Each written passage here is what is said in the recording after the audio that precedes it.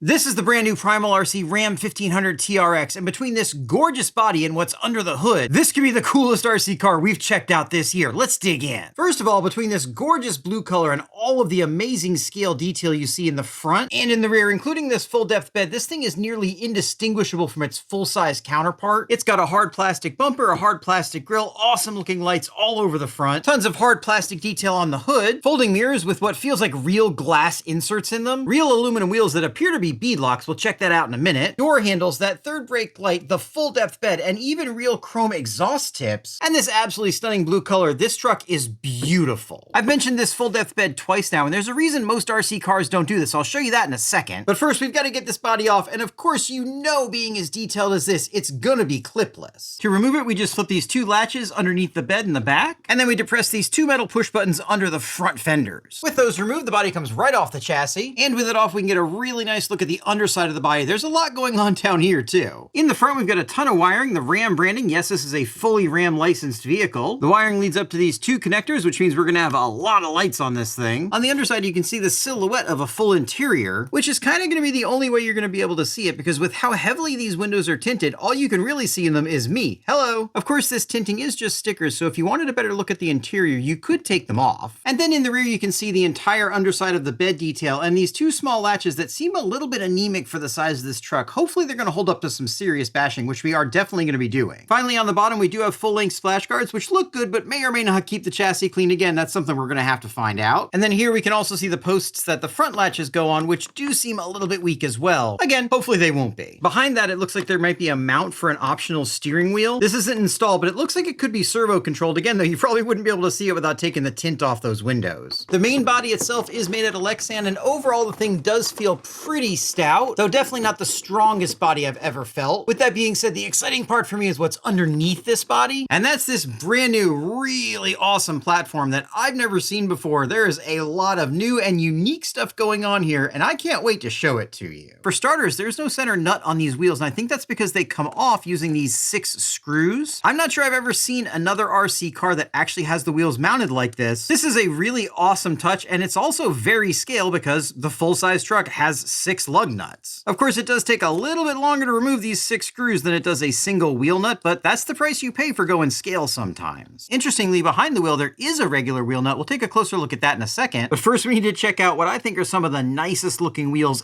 anywhere in the industry. These are a near direct replica of one of the wheel types you can get on the Ram TRX, and as you can see from these screws in the back, they are full bead locks. These are full aluminum wheels, and the tires on them are actually extremely soft, which should be great for rock crawling, but I'm curious to see how it does with general bashing. These tires are labeled Open Country RT, but they're Traction Hobby branded, not Toyo branded, and while the tread pattern looks kind of like the Toyo tires, it's not quite identical, which I'm kind of surprised about. These tires are about 117 millimeters in diameter by around 41 millimeters in width, and that translates to about a half an imperial banana by about a quarter of an imperial banana. And overall, again, between the way this wheel looks and the way it's mounted, this is the most scale wheel I've ever seen on an RC car, and it looks absolutely fantastic. And while that's awesome, it is far from the only exciting thing about this platform. There's a lot of really interesting stuff to check out on here, and that includes how long these screws are. I'm really curious to see what's going on behind this wheel that requires such a long screw. By the way, these screws do look pretty nice. They're not branded, but they do seem pretty high quality. I like to see branded screws on these higher end vehicles, but ultimately, as long as they fit well and they work well, that's really all that matters. And pulling this wheel off, you can see why the screws are so much longer than on the front. This actually uses wheel spacers to get the full width in the rear. Behind that though, just like on the full-size Ram TRX, we do have a solid axle, though the way the coil springs are set up is completely different. Connected to that axle is a cable, and there are a bunch of really cool looking servos up here which hint at the capability of this truck. Of course, we'll be getting into that in just a minute, but taking a closer look at the drivetrain layout, you can see just like with the Ram 1500, it's a solid axle in the rear and independent suspension in the front, which is really cool. To constrain the axle side to side, we have a 3-link suspension, and this is a very long 3-link suspension. To go along with that, we do have a panhard bar. The 3-link suspension with a panhard bar prevents this from being over-constrained. However, in the box, they also give you a 4th link along with some extra springs. This is probably to allow you to tune for crawling or bashing, but that's not all. It appears as though we get a sway bar as well. That sway bar might be something we want to install because these solid rear axle trucks can be kind of tippy. While I was in the box, I noticed we also get a full second set of tires. These are branded Traction Hobby as well, but they say All-Terrain TA on them, and they look exactly like BF Goodrich All-Terrain TA 2.0s. In a little bit, we'll check the manual to see if they give us different setup suggestions for these tires, as well as for these spare parts. Speaking of tires, I'm definitely curious to see what's behind these 6-lug adapters, because I want to know if we can use standard 12 or 14 millimeter wheels, and it looks like it is definitely possible. On the 4-link suspension, these nuts are not captured, so you're definitely going to want to keep track of them as you take them off. The links themselves do have a bend in them for better ground clearance, and they are just standard steel. As you can see, they're very magnetic.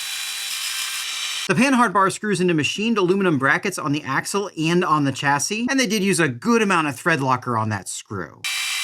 And I have to say, guys, the more I take this apart, the more there is to see. There's a lot of cool stuff going on with this truck. That includes this incredibly long spline steel rear drive shaft. This uses universals on both ends and appears to be pretty darn high quality. This aluminum Ram branded differential cover also looks very beefy, though I'm not convinced that's how you get into the diff. I suspect when we take these screws out, we're gonna find they don't actually go all the way through. And yeah, check that out. It only goes into the aluminum cover itself, so these are just decorative, and the actual screws are on this side. With those screws out, we can take this aluminum cover off, and yes, this is a single CNC machined piece of aluminum. It looks really nice, and this will increase strength because it supports these differential bearings better than plastic would. However, to take a closer look at the diff, we need to get these lockouts off.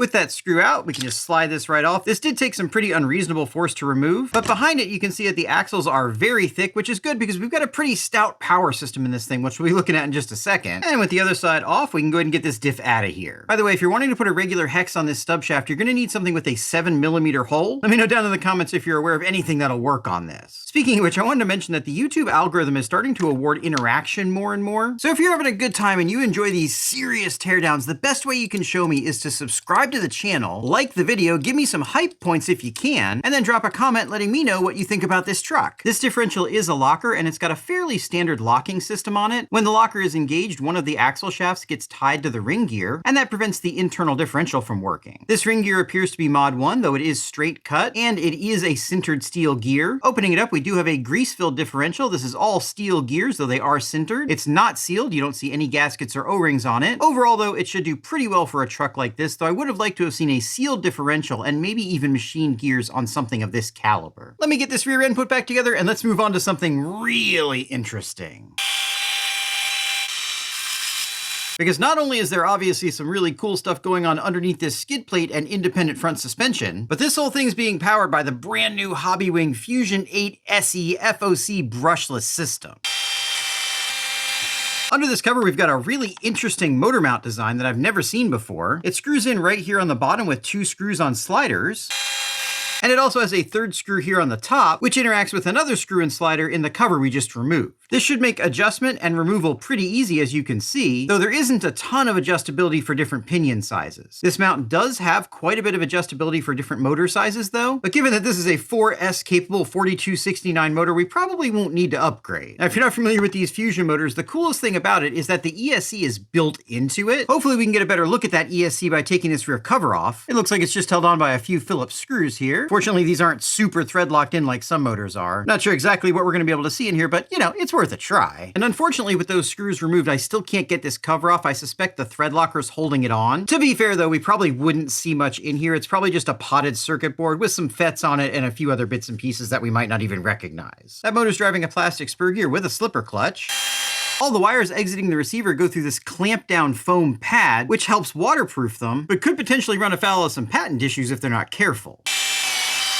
Underneath this O-ring sealed lid is a bunch of wires and a FlySky Ant receiver that appears to be pretty much entirely populated, and that's all going to be controlled by this awesome FlySky G7P. This is a really great transmitter. It was actually my daily driver for a while. It's fantastic to see something like this come in an RTR, and you could use this transmitter for a lot of RC cars. How to operate all that is detailed out in this pretty thorough instruction manual. It tells you about all the servos, about apparently 2 different transmitter options. I'm glad we got the G7P. I like this one better. How to change all the different patterns for the lights, and most importantly, how to shift every option on the drivetrain, and there are a lot. Not only is there a servo for the rear locker and the front locker, but there are 2 more servos for the transmission itself. All these servos are using this really interesting double horn setup. I suspect this isn't just for show. One of the big problems with shifting something like this is it might not shift immediately, and a lot of times you'll have a spring-loaded servo horn to accommodate that, but it still puts pressure on the servo. This is almost what's known as a bistable system, and when the servo moves to its full extent, it basically locks the other piece, so that it doesn't have to continue to put pressure on it while it's activated. This system, while complicated, should result in quite a bit longer servo life and not burning these things out nearly as often.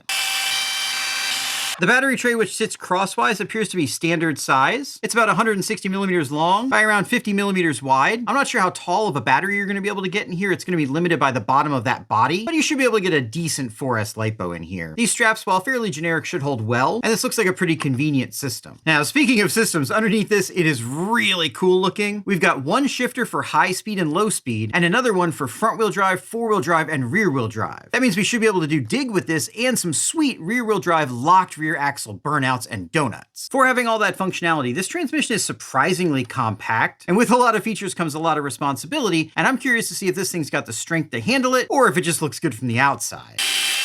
Looks like the whole thing's held in with just 3 screws, which is pretty convenient for removal, though it does look like we need to get this front drive shaft out of here as well, which hopefully is accessible underneath this sweet-looking skid plate. It looked like this skid plate would just hinge out of the way after removing these 2 screws, but it feels like it's actually held here. So we'll take these 2 back screws out and see if that helps. And yeah, with those rear screws removed, it comes right out. You can see there's a tab up here at the top that holds it in place in this bulkhead. And this is a nice, strong looking skid plate. I don't think this is just decorative. This should really help protect things. With that removed, we can sneak this front drive shaft out of here. It looks very similar to the rear drive shaft, and I suspect it's made exactly the same. And yeah, with that off there, this comes right out. One nice thing is that none of the other servos are mounted to the transmission. A lot of times on these vehicles they are, and it makes removal of the transmission a lot more complicated. But then again, with high and low gears and front four-wheel drive and rear-wheel drive, this thing's complicated enough. It doesn't need any help. I'm going to very carefully pull this back cover off. Hopefully I don't get a face full of springs. And yeah, there's a lot going on in there. I'm not sure how deep I want to go into this because these can be pretty tricky to get back together, but it does appear as though we've got all metal gears in there. They do appear to be sintered steel. Everything is running on bearings, and it even looks like the shifters are made out of steel. Overall, again, without digging too deep into this and risking not being able to get it back together, it looks really, really nice, and I suspect the rest of it looks just the same. Externally, this also looks really nice with a lot of aluminum linkages and even some brass bushings for one of the shifters. It looks like they put some real thought into this, which is good because we're going to be putting it through some pretty serious abuse in just a few minutes. Now, normally on these kinds of cars, this is pretty much where the tour would end, but we've got a full independent front suspension system to look at here. So let's get this module out of here and take a closer look. I believe the whole front module is only held in by 3 screws on either side, but because we're going to have to spread the frame rails, we need to take this front end off as well. And pulling this lower skid plate off, we've got another surprise. This is an aluminum front bulkhead. And then also, surprisingly, the entire front bumper mount is made out of aluminum. This is a design touch that really wasn't necessary, but does feel very premium. To get this bulkhead out of here, we're also going to have to take these front shocks off. These are just held in by a standard set of screws on the bottom and a nut on the top. The bodies are pretty thin, the shafts are very thick. They are all aluminum other than the lower eyes. They do feel pretty decent, though I've experienced issues with these large shafts and small bodies because the shafts tend to pressurize the inside of the body as they compress. We'll see if that's a problem here or not. Okay, and with the removal of a few more screws and a little bit of persuasion, I was able to get the entire front bulkhead out. This front steering system looks really interesting, though I would say the most interesting bit on it is I don't see a servo saver here. Given that almost all of this linkage is aluminum and these front hubs are aluminum, this TH1435 servo better be pretty stout, otherwise it's gonna end up getting killed. The front differential looks identical to the center section of the rear axle, and it's using double universal joint front axles that look very similar to the center drive shafts. Those should be pretty strong too. I will say though that while this front end looks absolutely awesome, I think this might be the biggest downside of this truck as well, because if you need to service the differential that's buried down in here, not only do you have to remove this, but you have to completely disassemble it. Hopefully, just like these nice beefy arms look, the entire front end will be really strong, and that will never have to happen. But if it does, you're in for a pretty big project. Speaking of projects, I did notice that the sway bar actually goes here in the front. We should be able to install that without taking all this back apart though. Unfortunately, the manual, while pretty complete, doesn't talk about when you should and should not use that sway bar, so we're not going to use it for the initial crawling testing. Speaking of which, let me get all this mess put back together and let's go see what this thing can do. Before I put the wheels on, I wanted to check and make sure that the ESC settings on here were right, and I'm really glad I did, because as you can see here, not only is this ESC somewhat locked down, not even giving us the option to choose between a 6 and 7.4 volt BEC, but by default, low voltage detection appears to be turned off. Not only could this end up killing your battery, but it could end up causing a fire due to under voltage and damage to that battery. Unless this is just an issue with my particular truck, this is definitely something they need to take care of. With it powered on, I also wanted to show you one cool thing. This is the front locker servo. This is it unlocked, so there's no pressure on it. This is it locked, and you can see that this little circle of the horn goes into this actual notch here, and that locks it so the servo itself doesn't have to keep tension on this cable, which is what I was talking about earlier. That should be able to help save these servos from long-term damage. This is a really neat setup. With that said, let me throw these tires on, and let's go see what this beautiful truck can do. Okay, the first thing I want to check out are the lights, and as you can see, this thing has them. It's got markers, headlights, taillights, everything you'd want. Turn signals, turn the markers into turn signals. It's also got them on the mirrors. On the rear, we've got brake lights, sides and third, and we also have reverse. And you do have the ability to control the headlights as well as the marker lights, turn them on and off at will. Unfortunately, one thing you don't have control over are the turn signals. I'd love to be able to turn these things off. Now, being a Hobbywing FOC system, as you can see, we can go very, very slowly and very controlled. Of course, this is on 4S. If we were on 2S, we could go even more slowly, but the control is amazing. In four-wheel drive low with both differentials unlocked, let's see just how far up the ramp we can go.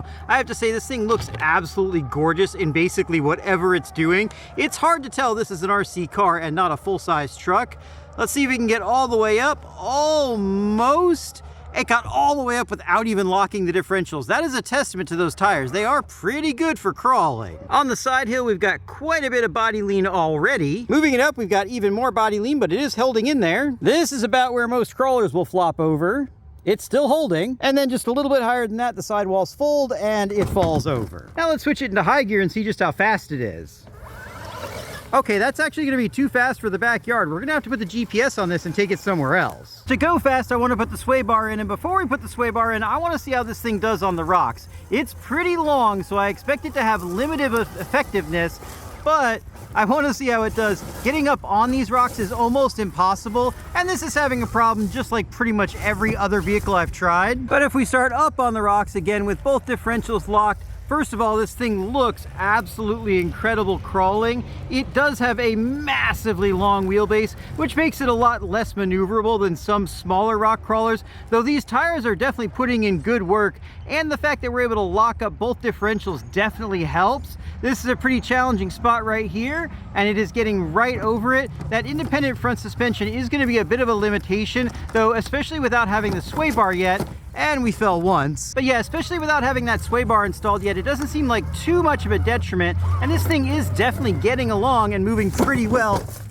though it is being limited by my skill. Of course, the point of this truck isn't to be the most capable rock crawler in the world. The point of this truck is to look good, and it definitely does look good, and it is pretty capable. It's getting along just fine in most places, though you can see that long wheelbase is really a limitation. A bit of a more urban area going up these curbs, it does very, very well, no problem with that. The wheelbase isn't nearly as much of a limitation with that. You can see those locked axles causing it to kind of wobble around, but it's making it up and over all this, though we did get high centered there.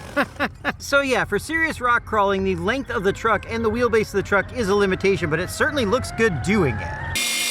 The way this truck is designed makes me think that more than any other truck like it, it's designed for bashing, and that's why it comes with and why we're going to install this front sway bar.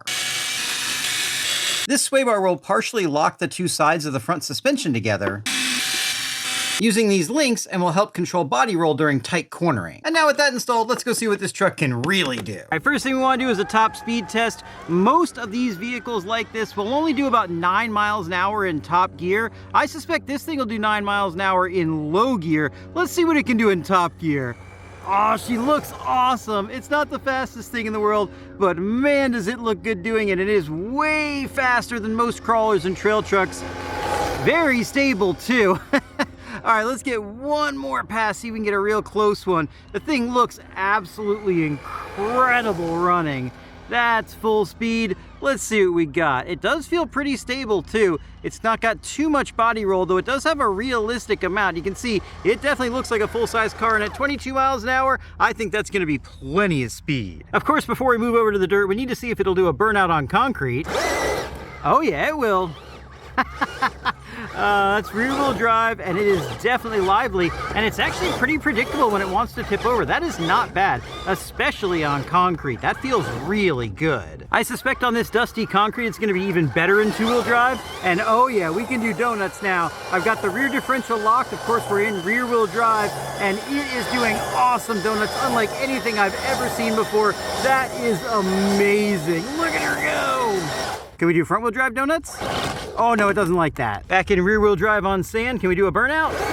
Oh yeah, that is awesome. This thing is so much fun. Even in rear-wheel drive on this sand at slow speed, it feels so scale, it's so controllable. The body roll looks awesome, and I'm only doing a couple miles an hour here, but this is an absolute blast, and this is the fun you get being able to switch to rear-wheel drive only. Putting it in four-wheel drive, we get a lot more traction. The front end is definitely gripping now. We still get quite a bit of oversteer, but it's actually a little bit harder to control. You definitely need to be in control of this if you're not gonna have it flip over, though it does have a pretty good amount of body roll control, and it really doesn't want to flip over on this surface much at all. It feels really nice. Though honestly, I think I might prefer rear-wheel drive even more. It is an absolute blast in rear-wheel drive. I've got the rear differential locked. Let's go ahead and unlock it. Four-wheel drive with both the differentials unlocked, it is definitely more controllable, and that's because once it picks up those inside tires, it doesn't really have a lot of power to put down to the ground anymore, so it's kind of self-limiting in how far it can tip over. This does feel pretty good, and in this grass, it is absolutely awesome. This is one of the coolest RC cars I've ever driven. I've never really driven an RC car that felt so much like its full-size counterpart. The body roll is perfect, the truck looks incredible, the lights are awesome, and it is very controllable. This car is amazing. And of course, it's the versatility that really makes this thing shine. Find a more technical rocky area, shift into low, lock the differentials, and go really scale. It looks absolutely incredible. Again, for a scale vehicle, this is probably the nicest looking vehicle I've ever seen. Those aluminum wheels look absolutely beautiful, and the weight of everything is perfect with the suspension. It looks nearly indistinguishable from a full-size truck, which is very, very difficult for a miniature vehicle to do. This thing does it very, very well, and this just slow driving around these rocks is super rewarding. Getting a bit more technical over here, we're gonna be able to see the suspension work a little bit more. Of course, this truck is very long, so it might get high centered, but no, it made it over it just perfectly.